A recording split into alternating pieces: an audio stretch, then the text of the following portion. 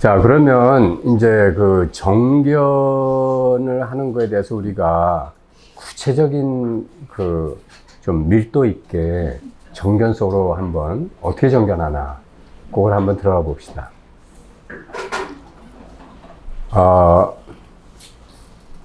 아까 연기를 깨달으면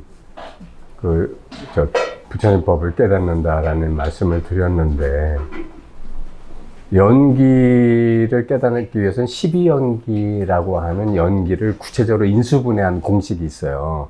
부처님이 여기도 좀 전에 나왔잖아요.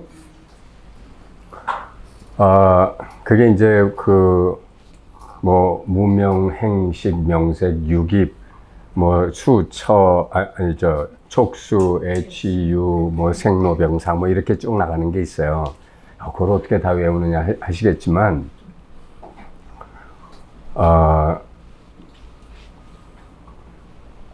이게 이제 뭐냐면, 우리가 어떤 분별을 하기 위해서는 그 분별이 어떻게 나한테 일어나는가를 여러분이 디테일하게 보실 수 있어야 돼요. 이게 정견의 눈이 아주 깊고도 세밀해지는 거예요. 자, 예를 들면,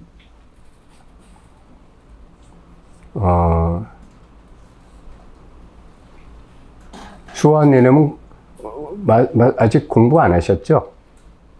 식수준 하셨어요. 식수준 하셨어요? 수아님한테 한번, 워낙 이렇게 좀 덩치가 있어 오셨으니까 딱 눈에 띄어가지고, 여기 이 컵이 지금 여기 왜 있습니까?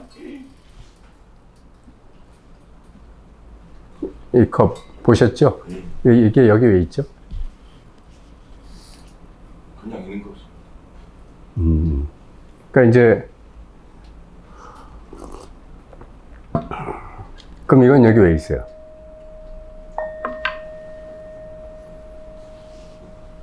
이제 이렇게 선문답에 들어가면 이제 할 말이 없어지면.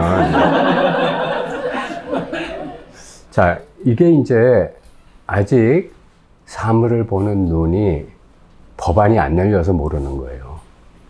그러니까 이제 법안이 어떻게 열리느냐. 그러니까 이제 다른 말로 심안이다 이런 말도 하는데,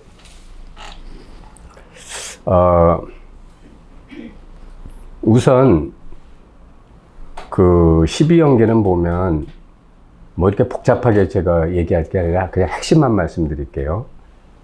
우리는 깨닫지 못하면 무명이에요. 그렇죠? 깨닫지 못하면 무명이기 때문에 무의식 중에 그냥 막 행동을 해요.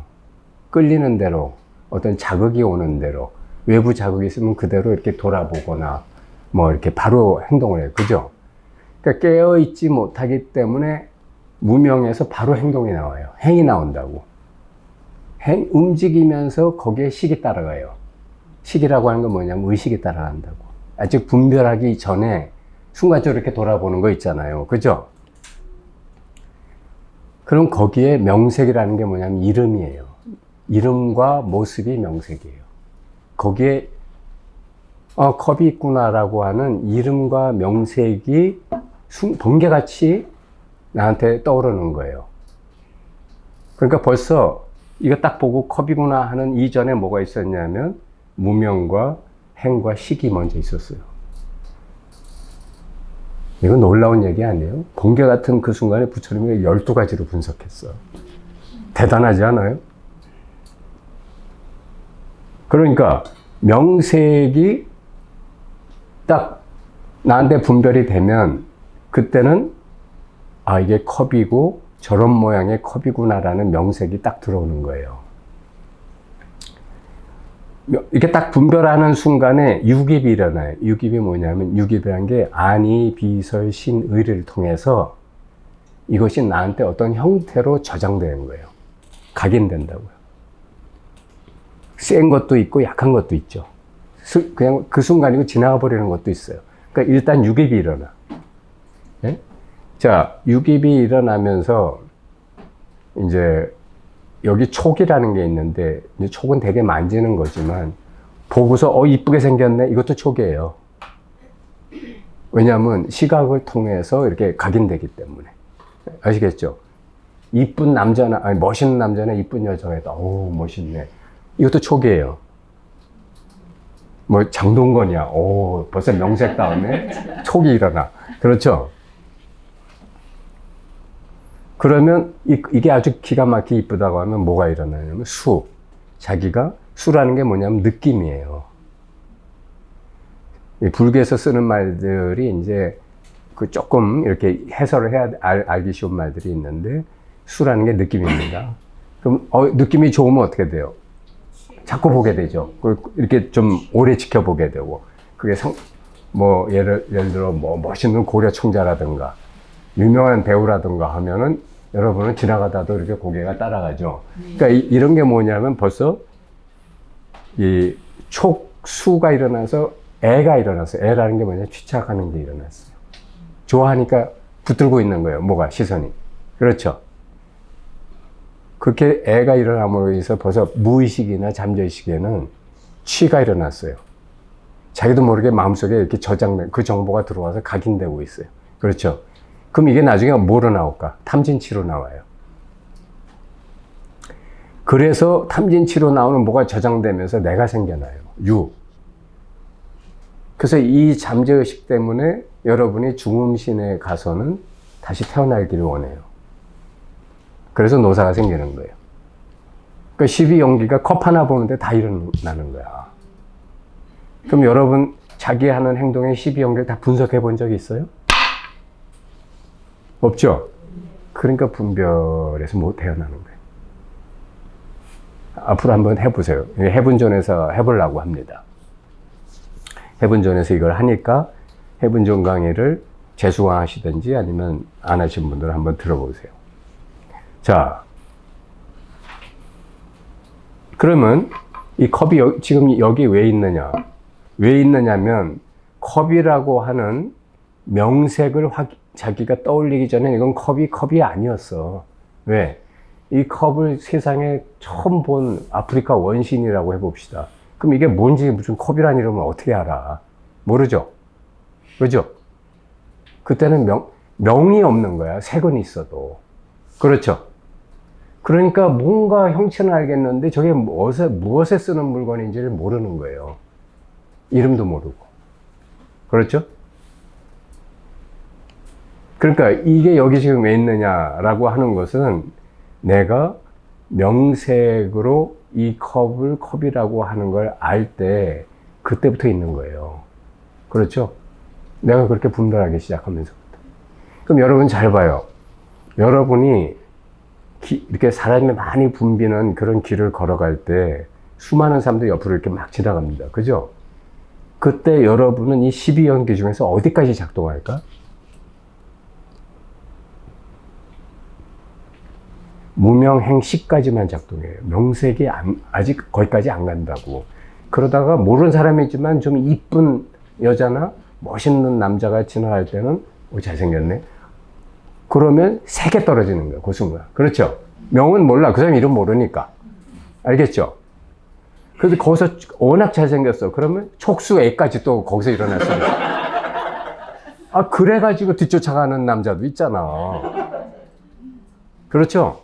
무슨 말인지 아시겠죠? 자, 이 컵은 여기 왜 있었느냐? 자기가 이것이 여기 있다는 거를 분별한 때부터 있는 거예요. 우리가 아무 생각 없이 어떤 방에 들어와서 이렇게 휘휘 보고 딱 뭐가 꽂히는 거 없으면 나가가지고 뭐라 하냐면 그 방에 아무것도 없어요. 근데 나중에 그 방 자세히 보면 뭐 별게 다 있어. 별게 다 있을 수 있잖아요. 책상도 있고 무슨 뭐 화병도 있고 책도 있고. 근데 나가서 아무것도 없다고 그래. 왜? 무명행식까지만 갔거든. 명색이 아직 안 떨어졌기 때문에. 이게 왜 중요하냐면 여러분이 깨어있지 못하기 때문에 세상을 살아도 자기 꿈속을 사는 거야. 자기 꿈이라는 게 뭐냐면 지가 본 것만 보고 보고 싶은 것만 보고 자기한테 어필하는 것만 봐요. 있는 그대로 못 본다고. 왜? 12연기 속에서 사니까. 그래서 자기의 환상을 사는 거예요. 그러니까 깨어있다라는 것이 여러분이 점점 더 깨어지면 어떻게 돼? 밝아지죠? 그걸 자등명이라고 하는 거예요. 밝아지고 밝아져서 정말 먼지 한 톨 빈틈없는 모든 것이 12연기가 다 드러나는 정도의 법안이 되면 그게 부처님의 눈이 되는 거예요. 야, 그거 너무 어려운 거 아니에요? 천만에. 여러분이 자기가 그렇게 하나부터 보기 시작하면 어느 날 보면 모든 게 다 그렇게 다 보여. 시작을 안 했기 때문에 안 보이는 거예요. 자, 자등명이 되면, 근데 이 자등명을 하면서 이것이 과연 법에 맞는 건지 하면 자기식대로 보는 건지 한번 비춰봐야 되겠죠. 그래서 자등명에 법등명이 쌍으로 필요한 거예요. 그래서 부처님이 하신 말씀이 뭐냐면, 돌아가실 때 유언이 자등명 법등하라는 말은 다시 말하면 정견하라는 말이야. 뭘 정견해? 12연기를. 아시겠죠?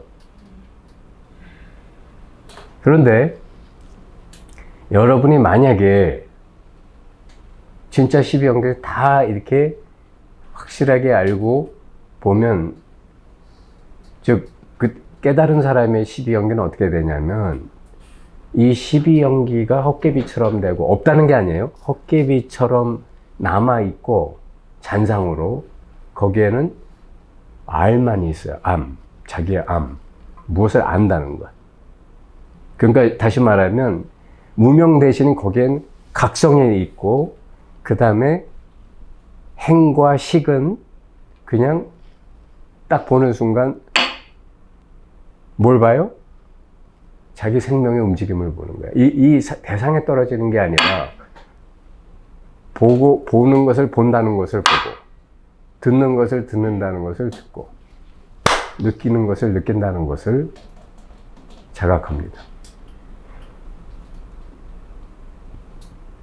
매 순간 모든 것이 자기로 돌아와요. 자기라는 게 뭐냐면 이 생명자리로 돌아온다. 무슨 말인지 아시겠죠? 자, 그래서 여러분이 이제